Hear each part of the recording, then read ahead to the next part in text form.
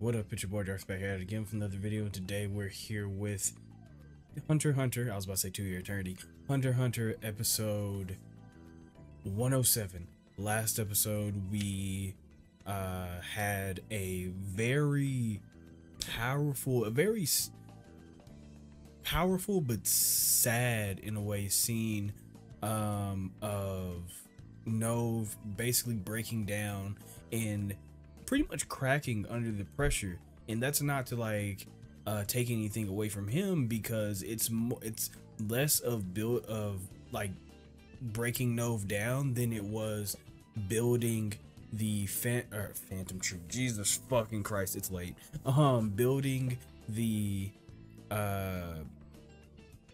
ants, the king, Neferpitou, and all the other royal guard and stuff. It was more to build the royal guard and the king up. As we know, those guys are demons. They are stronger than your average bear, and they are most likely, I would say almost certainly, especially Merum, the strongest beings that we know of right now, at least in the show. So it's not surprising that Nov would be like, oh, and like lose his cool, because who wouldn't? If I were in his place, I would have broke down crying a long time before he did. So we're gonna hop into the episode today. We're gonna hop into the episode now, and see what goes on next, because we last left off with a fight brewing between Morel and Leol, I think his name is, who seem to be pretty much the same, or at least like-minded people. So it's gonna suck to see him fight. So we're gonna hop straight into this. If you haven't already, subscribe, like, comment, all the other stuff. If you're just a lurker, I appreciate you too. If you have any requests, whether it be more Hunter x Hunter or something totally different, the best place to send that in is my social media links, going to be in the description below. And if you want these episodes early, you can subscribe to my Patreon, links going to be in the description for that as well. With all, oh, we also have Discord. With all that being said, let's get our headphones, make sure they're on, them bitches is on, and let's just get into it. In 3, 2, 1, go.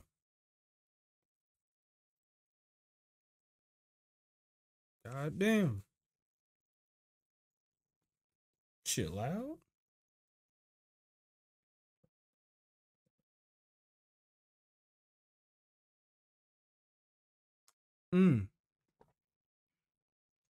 Almost made me choke on my juice. Nigga pulled out a surfboard?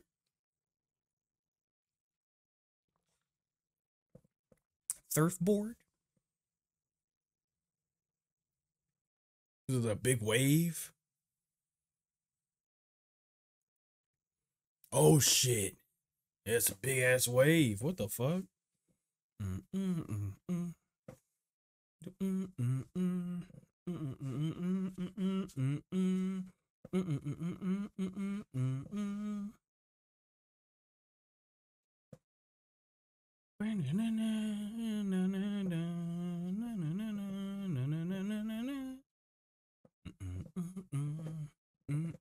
You know what?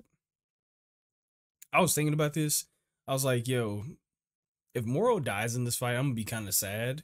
But then I started thinking right after that, I was like, low key, if Leol dies in this fight, I'm gonna be sad as well. Because and that was just off of like their encounter, or their I guess you can call it their interactions at the end of the last episode, like knowing that basically Noel, Moral and Leol are like-minded characters. It would kind of, I'd be kind of sad for either one if they had to kill the other, because like, damn, y'all could have been friends, as we see in the other reactions in interactions with other ants. So that kind of sucks. Return and retire. Okay. Yeah, so was this a big ass wave? Yeah, of course. Nigga surfing Oh my god, it summons waves. He literally used surf. That's crazy. Nigga, Pokemon for real. Are my big waves red? Jesus Christ. Jesus fucking Christ. And his smoke ain't wimpy, bitch.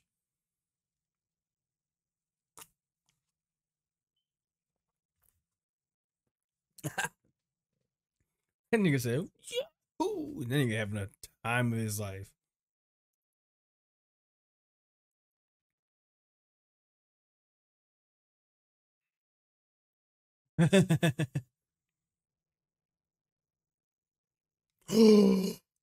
You stole his nigga's move?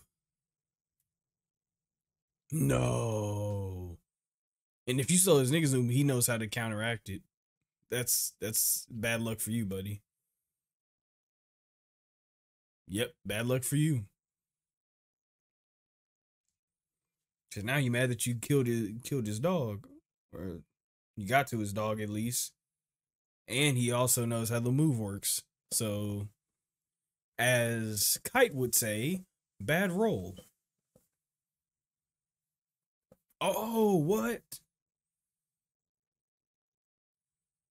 Okay, Jesus. Yo, tornade. That's disgusting. They called it a tornade. Yeah, you gotta die for that one.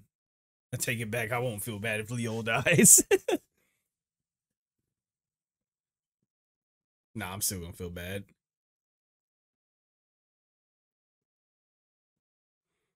Damn. Nigga got you in that spin cycle.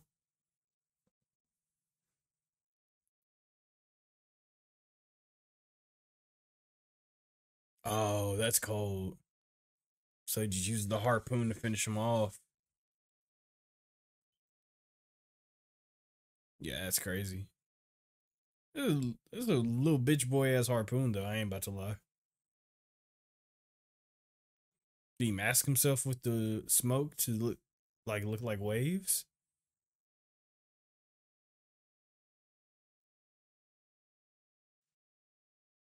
That's what I would have did. That also could be a clone. So watch out, buddy. Exhaled. Oh. Ah. Oh my god. He been smoking that za for so long that his lungs are demonic. That's crazy. Nigga said, I smoke big smoke out here, nigga.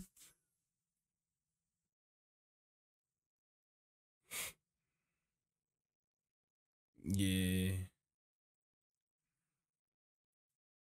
I now know your power. Somehow you're able, right? That's the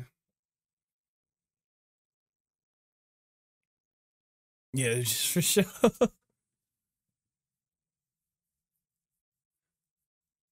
Oh no, that's facts.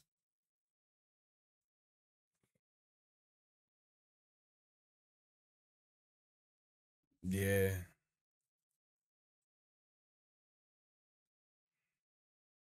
your lifespan. Uh-huh. Probably encountered and defeated him. Oh. Oh, he just meant like your lifespan is a problem because I'm about to kill you. Oh, that's hard. Nah, that was a bar. That was a bar. Holy shit. That's a bar. Shut up. That's fair, but still shut up.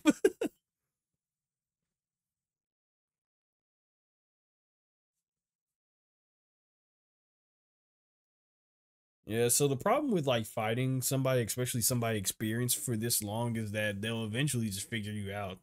Like if you don't kill them immediately, they'll just figure you out. It's kind of like fighting Gone.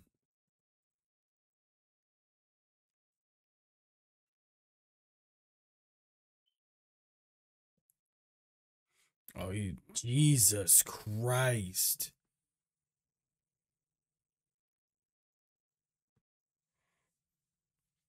Wonderwall. Oh, he's smoking big clouds.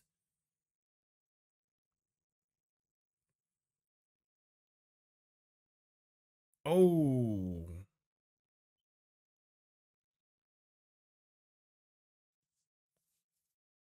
can he like use the power of the current against him? Like, can he just use it for momentum?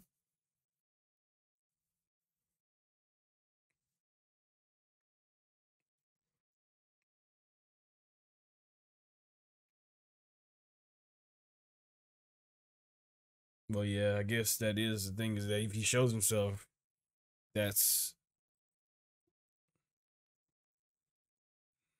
I don't think so.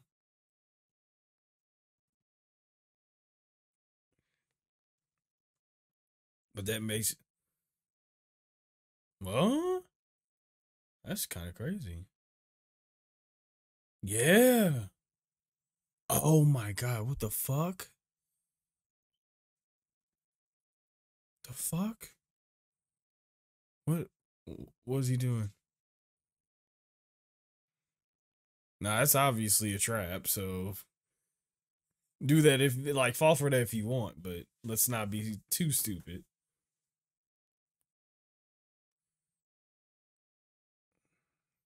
Is he sending? Is he what? What is he doing? Yeah, he's sending airboat. Like that's crazy. He's sending different. He's sending different signals with the bubbles. So you basically get put into a dangerous game of whack a mole.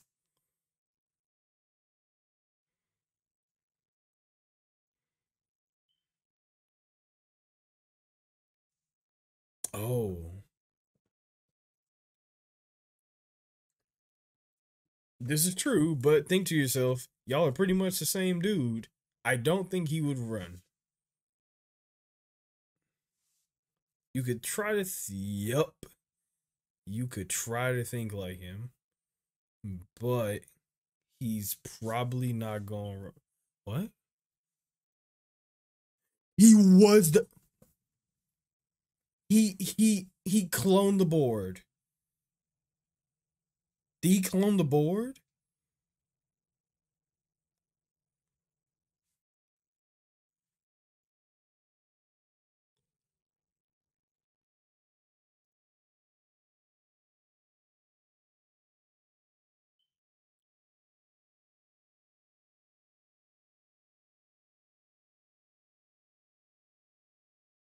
What?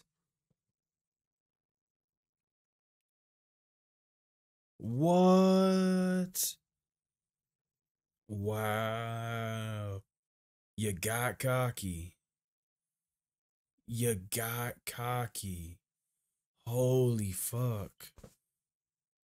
Oh, like I said, I feel bad because yeah, he definitely could have.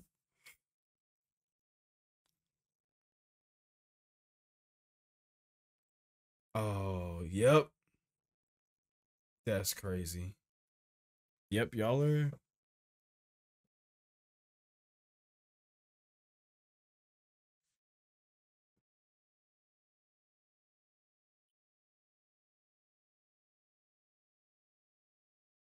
CO2. Oh my god, he was succumbing to. That's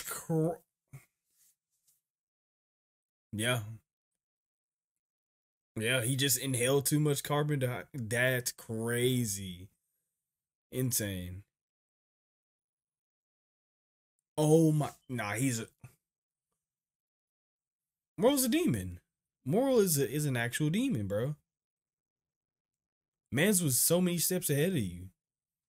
Once again, Moral won off of just experience. That's crazy.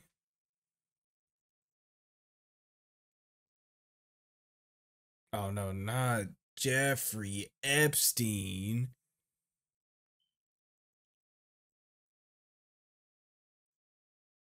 Oh, not Jeffrey.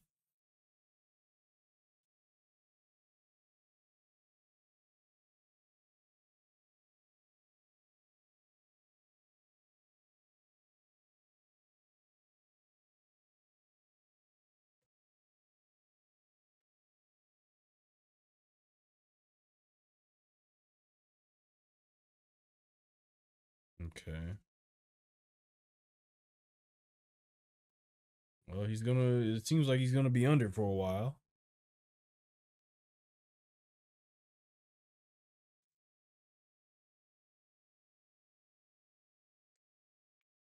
Yeah, come on, just come on, just chill, chill, chill.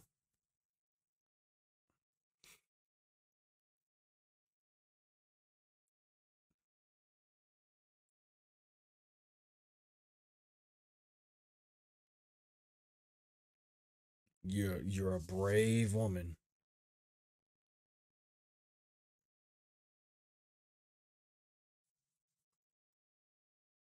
Oh yeah, you are a brave woman, Palm.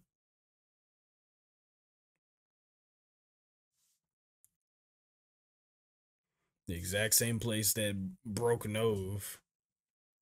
Oh my god. Oof. I genuinely couldn't imagine. I genuinely could not imagine. Oh man. Is it retracting? What? What? Oh no, it's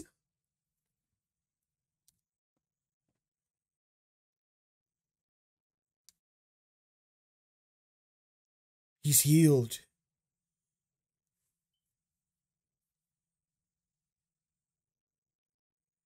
Oh dude, no. He's healed. Oh yeah, the doctor. Right.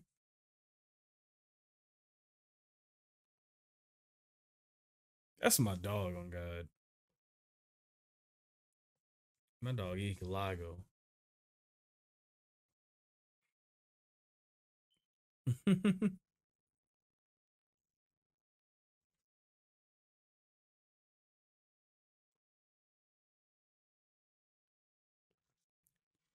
Okay.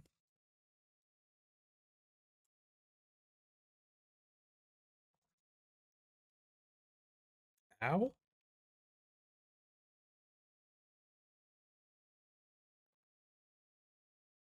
I'm built different.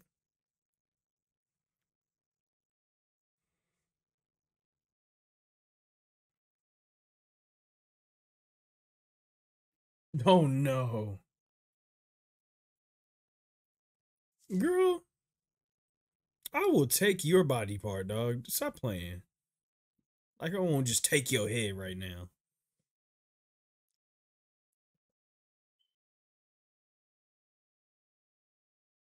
Says who?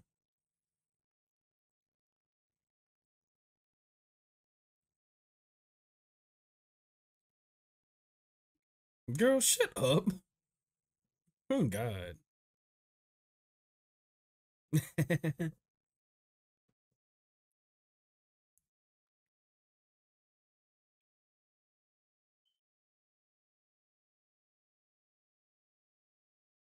Damn. My dog is good. Oh God. Yeah, the gang. He's bonding with Knuckle.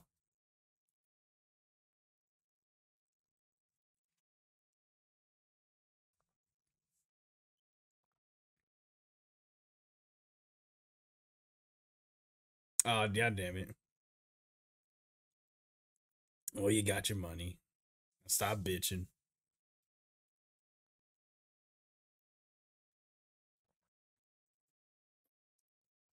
Which is not good.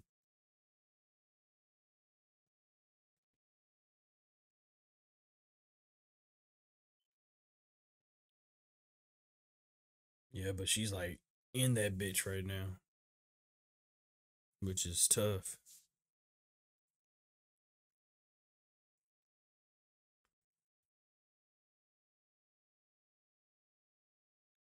Oh man. Oh dude. I feel so bad for Noah, bro.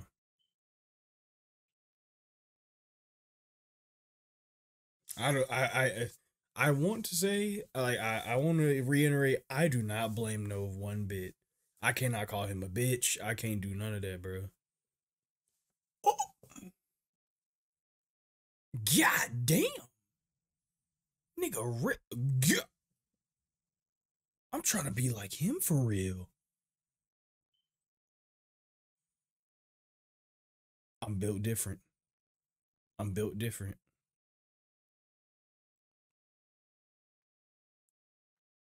You can leave right now. Yeah, I'm built different.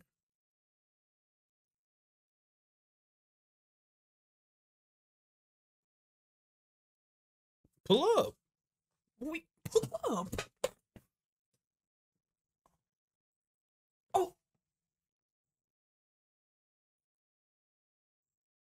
nah, we friends now, dog. Right. But you can come if you want to.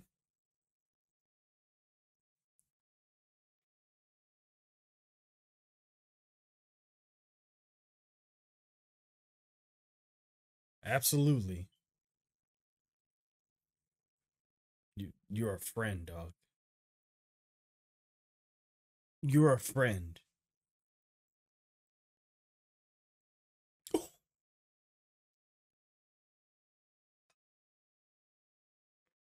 Oh, that's big of Killua. That's so big of Killua. My dog's redistributing the kindness.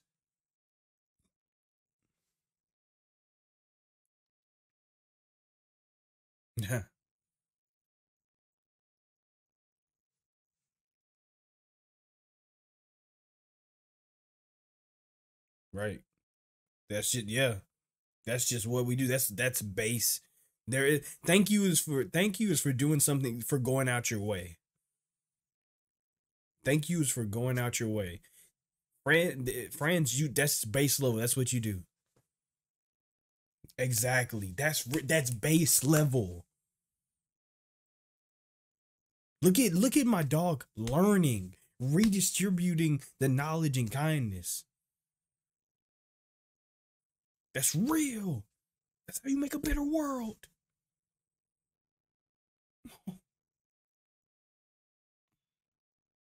Oh.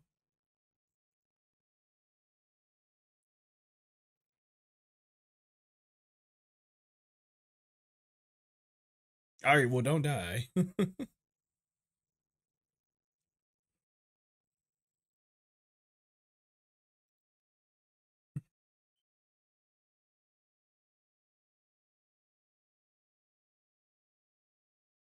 Yeah.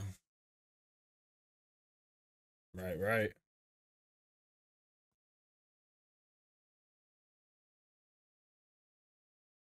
Absolutely. Cause you got people to protect when you're risking it. Throwing it away? Hey man. Right.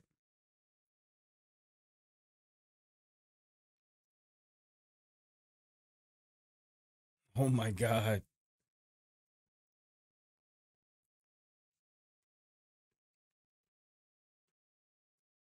He's look at the light on Killua. He's become the light. Oh, that's so cool. He just became the light. He that's crazy.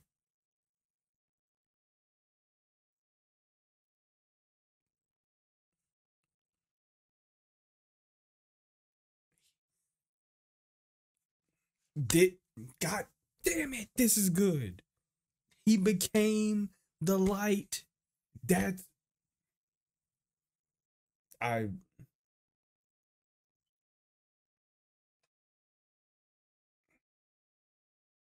that was so important. That was so important, bro. Oh, that was so fucking important, bro. Wow. Wow.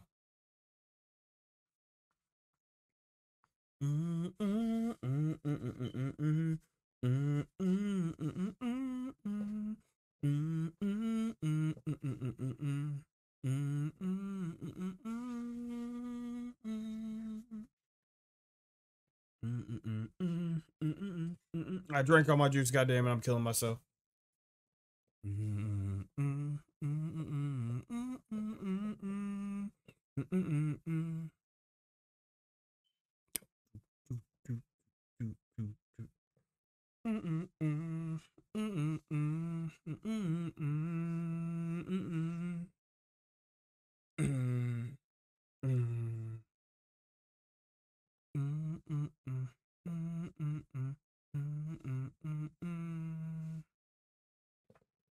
Yeah, that's crazy, bro. Oh my god, that was really fucking good. Wow. Wow. Just wow. Just wow.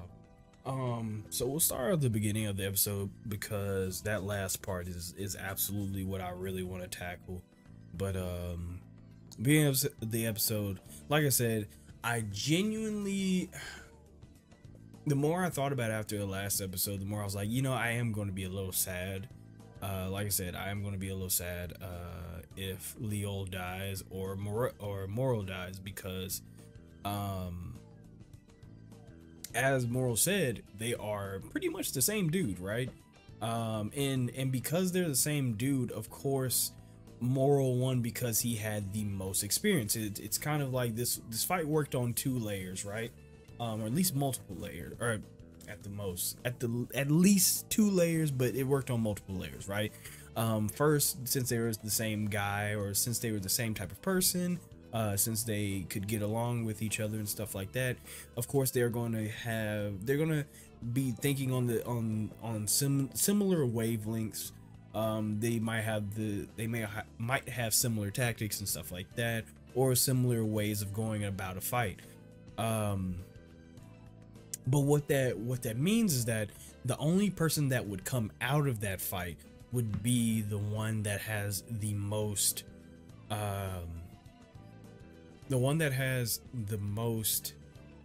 experience, obviously that being Moral.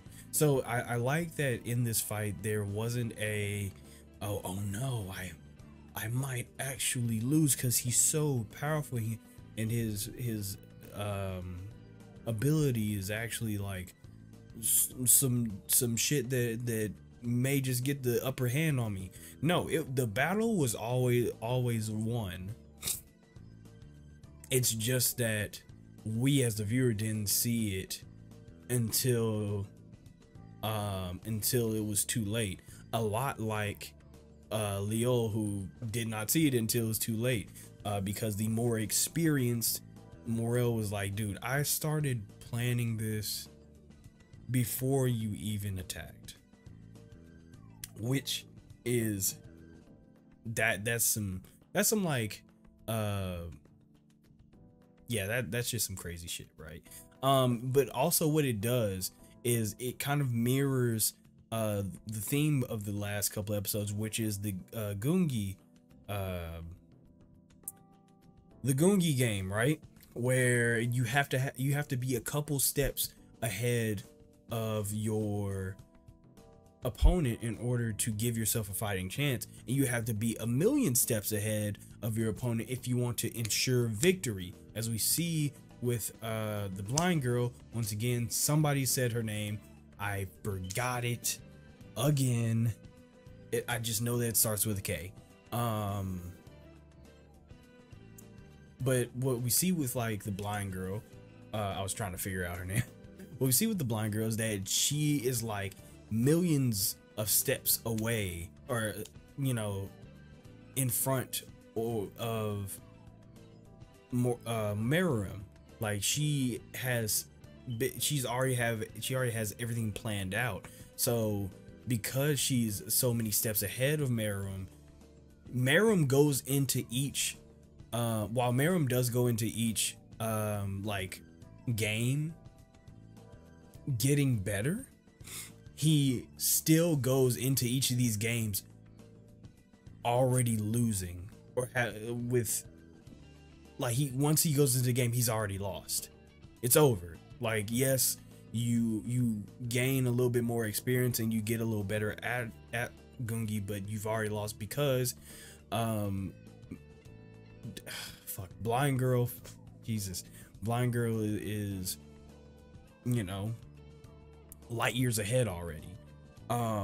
Now luckily, since this is just a game, you get to have multiple chances in order to better yourself and, you know, adjust, I guess you could say.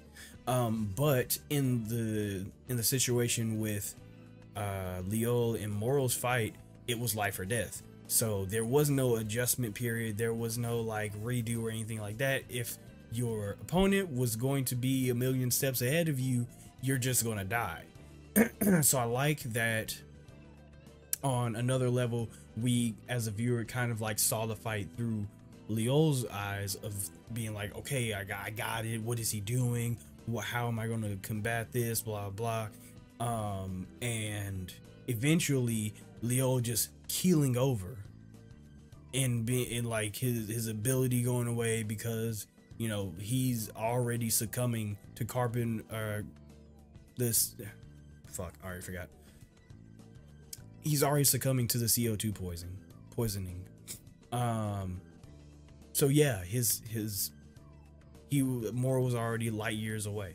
But it also works on another level of, like I said, they're the same dude. Like they're the same kind of dude, right? They are kindred spirits.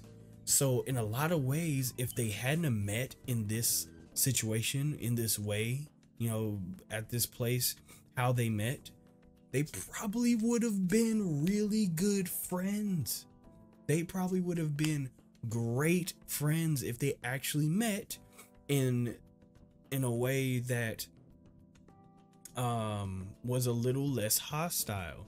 And that goes along great with the whole thing of the some of the ants pairing up with humans, and not just within the whole infiltration arc that we have in with the Khmer ants, but like even before with when they started to break off after the birth of the king, you know, them kind of like being like, okay, so some humans are okay, you know what I'm saying, like we can coexist, like showing signs of them coexisting.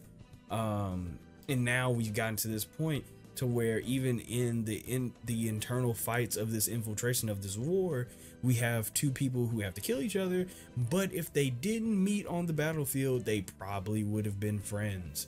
So yeah, it's sad because instead of them fighting each other, they could have just hung out and talked about music. But that's also, you know, that once again, that's also kind of like the king and the blind girl. Once again, that the king is having the time of his life. And I've said this time and time again, but the king has to die. And at the end of his life, I'm pretty sure he's going to wish that he could have been in that room playing Gungi with the blind girl again. Like he'd rather have been doing that than just taking over the world or whatever, you know, whatever he was out there doing. But most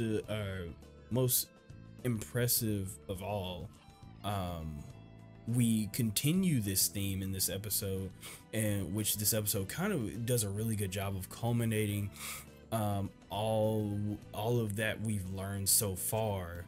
And I mean like far back, as far as like the whole friendship thing and, you know, relationships go. This culminates all into Killua and Icalago Taco. It culminates into the relationship between Killua and Icalgo, because Icalgo is also an ant. But Killua met Icalgo on the battlefield of this infiltration mission. But instead of Killua killing Icalgo, he's like, nah, you're a good guy, I'm gonna let you go, right? And that was it. He just did something kind. That's all. Like it just started with that. He did something kind for him, and then Icalgo came back and did something kind for Killua. Once they've broken past the whole like we have to kill each other thing, they actually found kindness within each other and became friends. Now, the kindness was obviously extended from Killua first, being like, yo, you're a cool guy, I'm not gonna kill you, right? So once Killua wakes up from his injuries and stuff like that,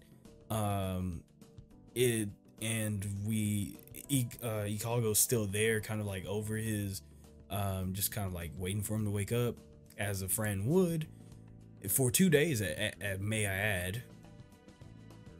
And Killua's ready to go back out. He extends his hand again, and he says to Ikalgo that he can come too. He won't force him. He's just saying, if you want to pull up with me, you can, right? And Ikalgo, being a part of the army for the Chimerians, like the remaining army for the Chimerians that the king commands, I'm not sure if he's genuinely experienced that, right? As far as we've seen Ikalgo be, is like he was being used as a tool, like a sniper for the one guy, right? Who knows if he actually had friends? I don't think anybody in this army actually has friends. You know, they have comrades, right? So for Killua to extend his hand to Ikalgo once more and say, hey, you can come too, right? You know, because we're friends, you can come too. He's touched, obviously. He's touched because now he sees something better than just being a comrade or being a fellow soldier, a troop, just a pawn or a weapon, right? Now there's somebody that sees him as an equal, as a friend. And what I really liked about that part is that we see Killua's growth, right? It's not just the Killua taking out the needle from his head, or Killua not being defensive, or like not being like, oh, we're gonna run away all the time, right? Killua being more receptive to Gon's kindness and friendship, and being on the same wavelength as Gon. We see that the hand that was extended from Gon to Killua, and the kindness that was extended from Gon to Killua, is now pretty much radiating to other people. So now Gon, as Gon talked about, Killua being this light, this radiant source of hope and love. And I remember how highly Killua talked about Gon whenever he was talking, whenever he had this whole like light monologue, right? And how important Gon seemed to Killua. He's now doing the same thing for Ikalgo, right? Who needed that helping hand out of the cold, cruel world of just being an assassin, right? Because that's pretty much what he was. He was being used as a sniper. Ikalgo was just not even an assassin. He was the tool of an assassin, which in a lot of ways you could say that Killua was the same thing, a tool of an assassin. So we see not a cycle being broken, but a cycle being rewritten. And that's what we need to be looking out for when it comes to this this arc, is a cycle being rewritten. When we look at moral versus Leol, when we look at I was about to say Gon versus the chameleon, but they didn't really fight. It was more just like the chameleon was like, yo, I'm not trying to fight, I'm trying to, you know what I'm saying? When we see the relationship between Gon and the chameleon, when we see the relationship between Colt and just the humans in general, when we see the blind girl versus Meruem, that's what we need to be looking at, is that the cycle isn't being broken, it's being rewritten into something that's based on a light for everybody. So seeing Killua mature to a point that he can now be the light for somebody else, that was real. I loved that. I love seeing that. I love seeing character development, but most of all, I love seeing character development that affects the world around him, or at least the people around him, that which in turn affects the world around him. Because at least for me, right, I believe that kindness like that, right, and this is why Killua said, like, yo, no more thank yous, right? Because for me at least, right, I believe that kindness is a thing that is an act that you carry out without expecting something in return, right? And I don't mean like monetary pay. I don't mean like you know, any type of favor, and I don't even mean a thank you. When you do a kindness, you simply do it because it would make somebody's day, because you care about that person, because you want to care about that person, because you want to do right by that person. And it doesn't need to just be somebody who you know like the back of your hand. It just has to be somebody. So seeing Killua extend kindness to another ant, or not another ant, but to an ant, and at the end of this little friendship arc that they're having, Killua say, no more thank yous. Because when you're friends, kindness is a base, like it's a base action. It's a that's what we do. It would be tiring, and we would have countless thank yous if you had to thank your friend for everything that they did. That's why friends don't say thank you. That's just what friends do. So the kindness that is extended to Ikalago has now become the light that Gon gave to Killua. It's the kindness that Gon gave to Killua. And like I said, I truly believe that with kindness being what it is, or what I, like how I believe it to be, which is just an act of goodness that you don't expect anything out of.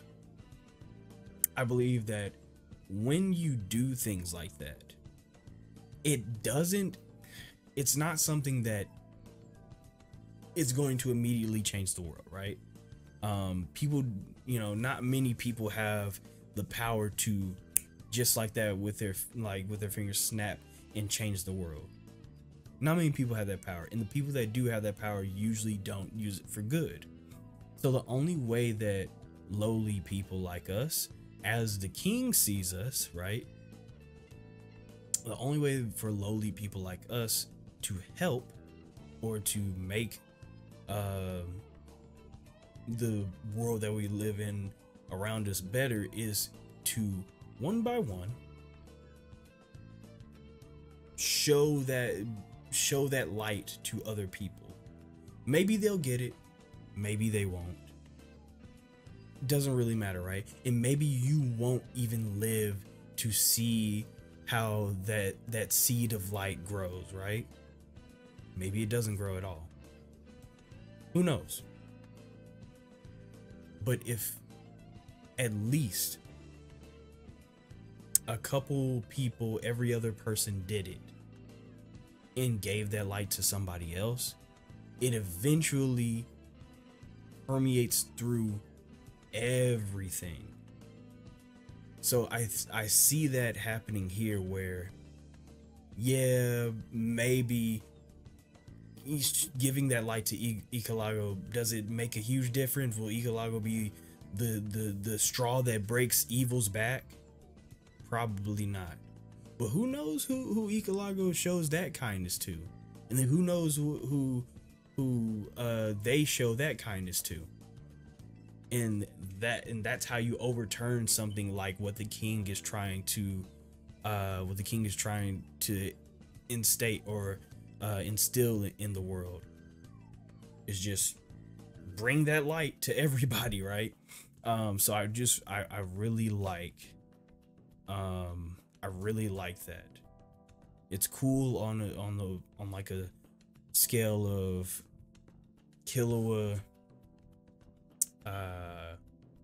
maturing, but it's also a microcosm of how you handle something like tyranny or just sadness, depression in whatever situation that these characters may be in, right? Or just if you want to bring that into your real life, that's how you handle that sometimes, you know. So I just really like that. That was a really good way to wrap that episode up in a bow. So yeah, this was a really good episode. I really enjoyed this episode because it's showing maturity. It's genuinely showing some maturity in the characters and reminding us that these characters are going to mature. And as much as this discussion may have been like really kumbaya and stuff like that, it also shows you that some of these people may mature in a way that isn't always sunshine and rainbows, right? Let's keep that in mind. Just because things worked out here and things were positive here doesn't mean that that is just because the light was shown here doesn't mean that the dark just went away, right? It's always there, and it's just out of sight. But as soon as you look at it, and soon as it rears its head, it's gonna be as prominent as the light, right? So just be on the lookout, right?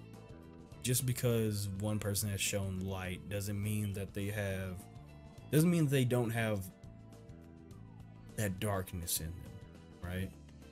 And in all reality, because a person has, the most light in them, such as Gon, unfortunately, what creates shadows is light. So as much light as you have, and as long as you as much light as a person generates, they still have their person, meaning that their shadow just gets bigger and bigger as much light as they exude. So if we, once again, and we haven't brought this up in a while, but I just want to round the discussion up with this, is that once again, while we're talking about the light that Gon, the light that Gon permeates from himself, or at least the light that Gon creates and gives to other people, as bright as that shines, that only makes his shadow bigger, stronger, and deadlier. So this seething anger that Gon has, that we just we barely sense, trust me, that thing is terrifying if it ever gets out. I just want to make sure that we don't lose sight of that, because as much kumbaya shit as we're saying, all that means is that something scarier than what we've seen so far is on the horizon. So not only am I hopeful, but I'm actually anxious to see how exactly this is all going to wrap up, because like I said, now we've been shown the light, we've got to be looking out for shadows as well. So great episode, really enjoyed this one. This did my heart some good after some the tyranny and shit that we've seen in this arc so far. But also getting to see Killua mature, that's cool too. So with all that being said, if you haven't already, subscribe, like, comment, all the other stuff. If you're just a lurker, I appreciate you too. If you have any requests, whether it be more Hunter x Hunter or something totally different, the best place to send that in. Otherwise, my social media links going to be in the description below. And if you want these episodes early, subscribe to my Patreon. Links going to be in the description for that as well. Oh, we also have Discord. So with all that being said, let me get my off button ready. There it goes. You all stay amazing, stay safe, and take care of yourselves.